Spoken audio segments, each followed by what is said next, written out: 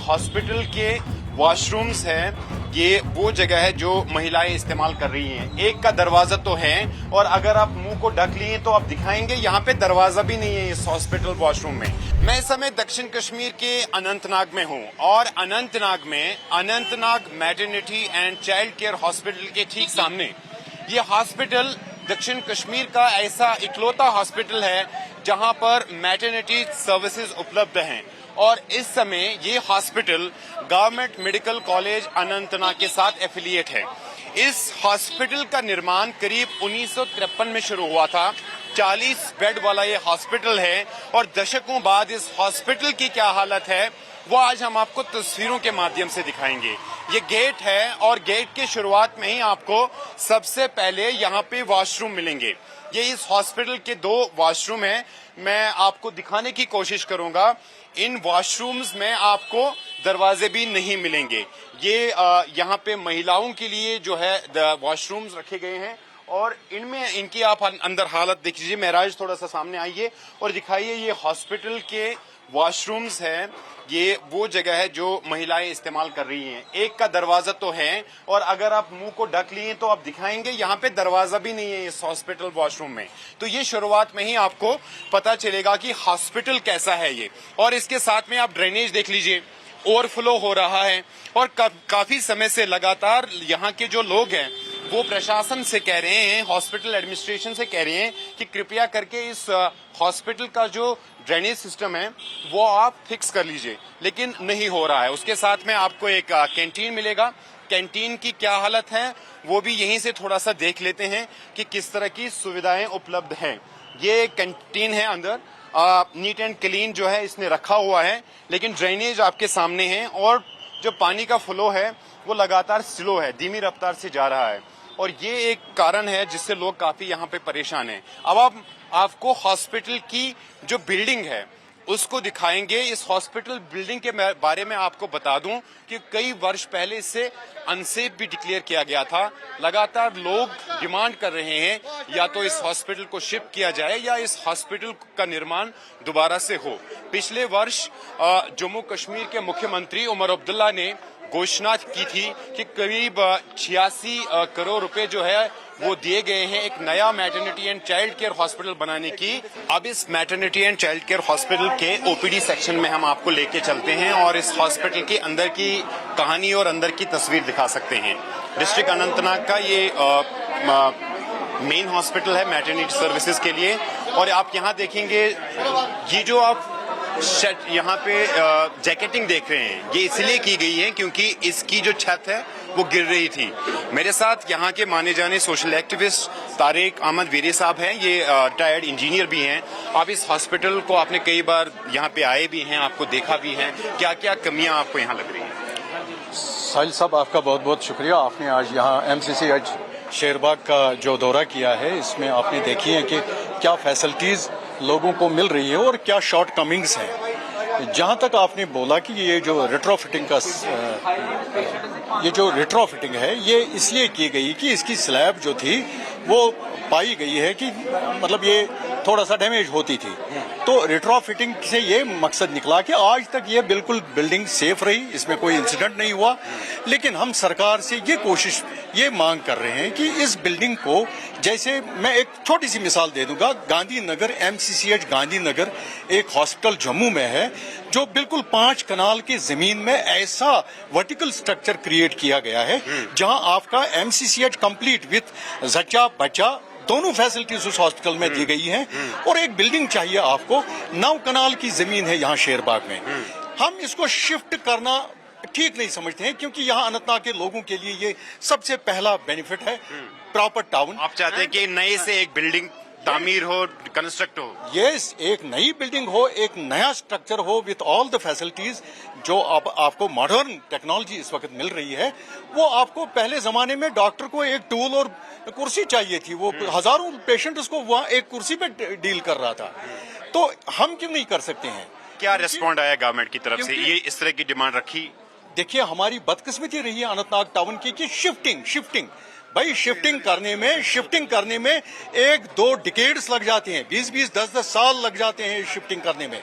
आप इसका प्रपोजल बनाइए, एक नया हॉस्पिटल यहाँ क्रिएट कर लीजिए। जब श्रीनगर में आपको 28 हॉस्पिटल ऑपरेट कर रहे हैं, व्हाई नॉट इन अनंतनाग? आप दे दीजिए, आप एक्सपेंड कर लीजिए टाउन को।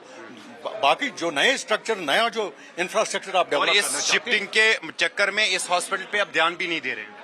बिल्कुल, वो भी एक कंसर्न है, क्योंकि हर एक बिल्डिंग को आपको 6% का रूल जो है गवर्नमेंट का मेंटेन करने के, मेंटेनेंस ग्रांट हर एक बिल्डिंग को 6% of its cost every year government वो एलोकेट करती है। लेकिन मेरे ख्याल से इस हॉस्पिटल में 6% का एक्सपेंडिचर हर साल मेंटेनेंस के लिए नहीं दिया जा रहा है। और वही वजह है कि यहाँ जो वॉशरूम्स हैं आपने देखे बहुत गंदे हैं, या आपका ड्रेनेज सिस्टम ठीक नहीं है, यहाँ की बिल्डिंग्स जो अंदर की या बाहर की हालत है वो लगती है कि ये बहुत बड़ा पुराना हॉस्पिटल है। लेकिन हमारी गुजारिश है, मोदीबाना गुजारिश है हेल्थ मिनिस्टर से, सकीना साहिबा से, हमारे चीफ मिनिस्टर साहब से, कि खुदारा महज अल्लाह के वास्ते इन बीमारों का आपको इंसाफ आना चाहिए, हम बच्चों का इंसाफ आना चाहिए, हमारे बच्चों का। इस हॉस्पिटल को आप रिवैम्प करके एक अच्छा सा स्ट्रक्चर देके डेवलप कीजिए, इस तरह जहां बाकी डिस्ट्रिक्टों में MCCH इलेक्ट्रिक फिटिंग भी हम आपको दिखाएंगे। आप देखिए जहां भी आपको नजर पड़ती है वहां आपको तारें हैं, कहीं लटक रही हैं। और इस हॉस्पिटल में दुर्भाग्य का कारण इंसिडेंट्स ये भी रहे हैं, 2022 से कई फायर इंसिडेंट्स हुए हैं। जो नैनोटल वार्ड्स है वहां पे फायर इंसिडेंट्स हुए हैं। 2024 में 2 फायर इंसिडेंट्स हुए हैं। और ये आप हाल देख सकते हैं, जो बिजली की फिटिंग, बिजली की तारें हैं वो लटक रही हैं। फिर इन लोगों से हम बातचीत करेंगे यहाँ पे। सर, इस हॉस्पिटल की जो हालत है वो तो मतलब हम देख रहे हैं, हम स्पेस की भी काफी किल्लत है, और साथ में जो फैसिलिटीज मिलनी चाहिए लोगों को वो भी नहीं मिल रही है। तो ये इस तरह की डिमांड आपने रखी सरकार के सामने कि इस हॉस्पिटल की तरफ आप तवज्जो दें? हमारी ये गुजारिश है कि यहाँ से मतलब इसको 60 साल हो गए अस्पताल को, जो उस वक्त था आज भी वही है, कोई मतलब डेवलपमेंट नहीं हुई इसको कोई भी डेवलपमेंट नहीं हुई। हम सरकार से ये गुजारिश करते हैं कि हमें 10 साल हो गए इनको बोलते बोलते अस्पताल नया बनाओ। पुरानी पिछली बार भी इसको आग लग गया तो लगाया लगभग 2-3 करोड़ रुपया इसका। उस वक्त इतना ही पैसे नई बिल्डिंग बनाने में लग जाते हैं। लेकिन गवर्नमेंट मानती, गवर्नमेंट जो मर्जी आता है वो करता है, लोग जो बोलते हैं वो नहीं करते हैं। वरना लोगों की ये गुजारिश है गवर्नमेंट से कि ये अस्पताल नया बनाए, लोगों को भी फायदा होगा और आवाम को भी। और पिछले साल घोषणा हुई थी कि 86 करोड़ रुपए दिए थे उमर अब्दुल्ला ने, फिर उसका क्या हुआ? कुछ कहीं पे हॉस्पिटल बना?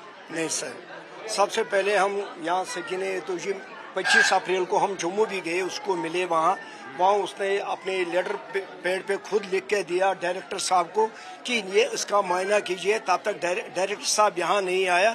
उसने कहा कि हम ये नए से बना देंगे। हम पूरी यहाँ के जो डिस्ट्रिक्ट अनंतनाग के जितने भी लोग हैं उसके पास वहाँ सेक्रेटरीट पर वहाँ हम जम्मू में गए 25 अप्रैल को रिसेंटली। तो तब से यहाँ कोई ना सकीना जी मैम आए तो ना कोई डायरेक्टर साहब यहाँ आए हमारे पास। हम यही चाहते हैं कि 1956 से जो बख्शी गुलाम मोहम्मद ने ये बिल्डिंग बनाई है, कंस्ट्रक्शन उस वक्त की बात है, ये 9 कनाल जमीन है इसकी। तो हम मुफ्ती साहब ने भी बोला, यहाँ जो हमारे पुलिस स्टेशन भी है उन्होंने बोला ये भी उस वक्त मुफ्ती साहब ने इसको ये कन्वर्ट करेंगे इसके साथ। उसके बरक्स भी ये जो वाटर यहाँ पर ये शेड बना दिया पार्क में, हमने असगर सामू साहब से जो डीसी वक्त उस वक्त यहाँ डिस्ट्रिक्ट अनंतनाग में थे, तो उसने अपना मैप भी बना दिया इसका। मगर तब से ये नहीं, सिर्फ हमारा एक ही काम आता है कि इस डिस्ट्रिक्ट को शिफ्ट करो। मगर मेरा कहने का मतलब ये हमारा डिस्ट्रिक्ट है, यहाँ के लोगों का है, जो आसपास यहाँ जो हमसाए है, पड़ोसी है, रात को कहाँ जाएंगे, कितने कुत्ते हैं, कितना कुत्तों का सामना करेंगे बच्चे को लेकर। हम यही मोदीबाना अपील गुजारिश करते हैं आजकल के गवर्नमेंट से कि ये नए से बनाए। हमारे साथ क्यों ना इंसाफी हो रही है। हम आपको थोड़ा सा बाहर भी दिखाएंगे इस हॉस्पिटल की तस्वीरें कि और क्या हालत है इसकी, क्योंकि दशकों पहले करीब 2014 में इस हॉस्पिटल को अनसेफ भी घोषित किया गया था। उसके बाद जो है ये रिट्रोफिटिंग की गई थी ताकि इमारत जो है, बिल्डिंग जो है वो टिकी रहे। इस पे करीब 3 करोड़ रुपए का खर्चा किया गया था। हॉस्पिटल के अंदर इस हॉस्पिटल को जब बनाया गया था, इसका जब निर्माण हुआ था तो 40 बेड का उस वक्त जहन में रखा गया था।